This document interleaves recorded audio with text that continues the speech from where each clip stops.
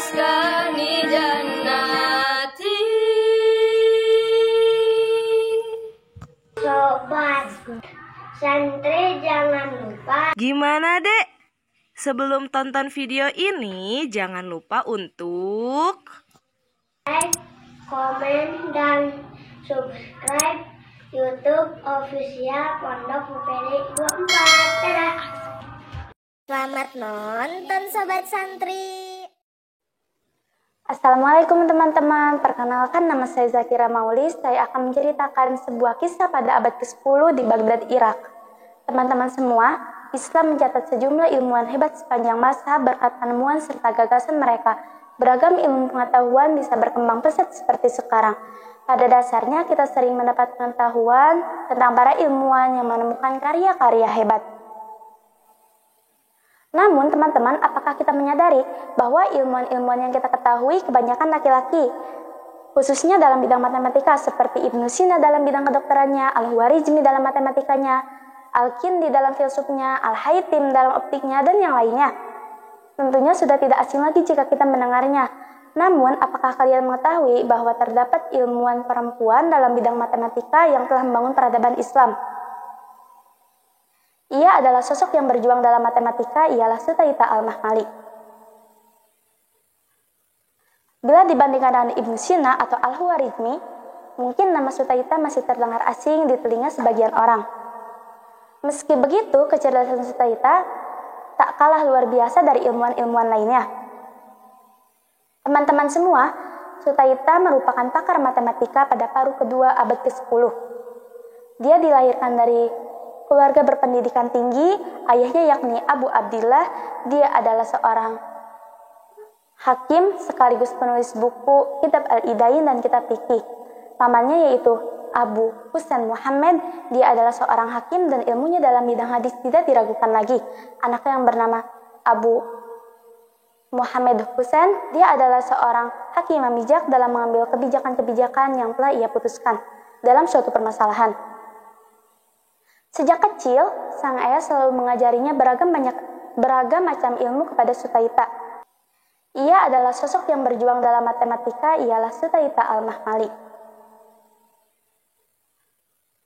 Bila dibandingkan dengan Ibnu Sina atau Al-Khwarizmi, mungkin nama Sutaita masih terdengar asing di telinga sebagian orang. Meski begitu, kecerdasan Sutaita tak kalah luar biasa dari ilmuwan-ilmuwan lainnya. Teman-teman semua, Sutaita merupakan pakar matematika pada paruh kedua abad ke-10. Dia dilahirkan dari keluarga berpendidikan tinggi, ayahnya yakni Abu Abdillah. Dia adalah seorang hakim sekaligus penulis buku Kitab Al-Idain dan Kitab Fikih. Pamannya yaitu Abu Husain Muhammad, dia adalah seorang hakim dan ilmunya dalam bidang hadis tidak diragukan lagi. Anaknya yang bernama Abu Muhammad Husain, dia adalah seorang hakim yang bijak dalam mengambil kebijakan-kebijakan yang telah ia putuskan dalam suatu permasalahan. Sejak kecil, sang ayah selalu mengajarinya beragam macam ilmu kepada Sutaita. Sejak kecil, sang ayah selalu mengajarkan banyak ilmu kepada Sutaita. Bagi ayahnya, menuntut ilmu itu penting bagi setiap perempuan maupun laki-laki. Tak heran, ayahnya selalu mendorong Sutaita untuk belajar. Bahkan, ayahnya selalu mengundang beberapa guru ke rumahnya agar mengajari Sutaita. Para cendekiawan yang pernah menjadi guru Sutaita ialah Omar bin Abdul Aziz Al-Hashimi, Ismail bin Al-Abbas Al-Warraq, Abu Hamzah bin Qasim, dan yang lainnya. Banyak hal yang telah diajarkannya, namun Sutaita lebih menarik dan lebih menyukai dalam bidang matematika. Sutaita dikenal sangat menguasai aritmatika dan mahir dalam ilmu waris. Maka tak heran matematika dan ilmu waris pada saat itu berkembang dengan sangat baik pada zamannya.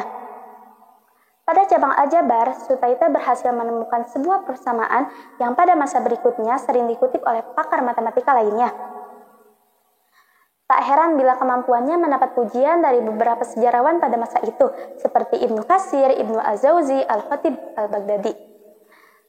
Teman-teman semua, Sutaita Sutaita bisa dibilang sebagai sosok multitalenta karena tidak hanya matematika yang ia kuasai, ia juga menguasai banyak ilmu agama seperti sastra Arab, ilmu hadis, dan juga hukum syariah. Sepanjang hidupnya, Sutaita tidak pernah terlepas dari angka-angka. Putri Abu Abdillah ini terus mengabdikan diri demi membangun peradaban Islam hingga pada akhirnya tahun 987 Masehi ia dipanggil oleh Allah dan menghembuskan napas terakhirnya. Mungkin cukup sekian dari saya, kesalahannya mohon dimaafkan.